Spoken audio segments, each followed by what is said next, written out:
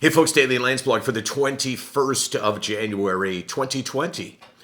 You know, there's things that I started thinking about, I guess, 10 years ago now. Things that I realized were at the core of what an advocacy group could do, or how we would lead this revolution, as we talked about today with the place that I was giving a speech at. And one of the things that I learned right away from that first day on Off the Record in 2009 was that sharing is contagious. That when you share, and not just a little piece of you, but the more you share of you, the deeper you go, the more effective it is. So I was giving a speech today at a pension plan company, I guess you would call them. And there was about 100 people that were there. And it was a lunchtime speech, because what says good times more than having a Landsberg talk about mental health at lunchtime? And I did what I always do, which is I tried to share above and beyond just the illness, but how it makes me feel. I talked about 4 things that are universal, we all experience. And as we were winding down, somebody said, put up their hand and said, I didn't put up my hand before. But I'm telling you now something that I don't speak much about. And it was, of course, a personal struggle. And then just as I was saying, that's it, I had this big close, which I'm kind of having fun.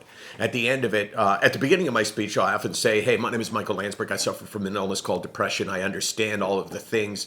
Oh, my God, I said suffer. Case does this when I do that. My name is Michael Landsberg. I have fought and battled depression for 20 years now.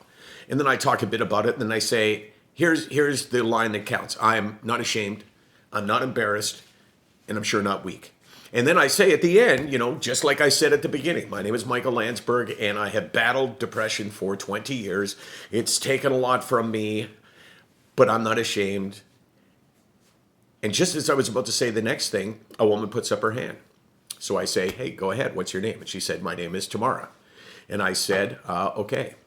And she proceeded to talk you could hear hearts beating in the room. That's how quiet it was.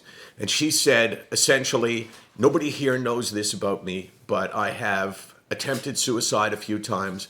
The level of depression that I have suffered through for the past 4 years has debilitated me, but I show up at work and I'm smiling and I'm pretending, and I just don't want to smile. And she was really emotional. I mean, she was saying these through sobs. I just don't want to have to wear the mask anymore. I want to be able to be true to myself and true to the people around me. I want to be able to be myself. And I'm here to tell you that what you've seen is not how I felt.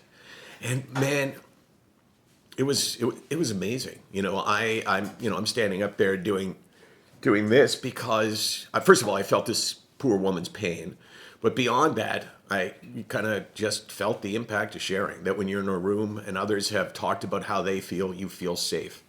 It was really special for me, and I just hope that Tamara can find the help that I have found and be able to talk about it in the future in the way that I talk about it. SickNotWeak.com, 24 hours a day, 364 days a year.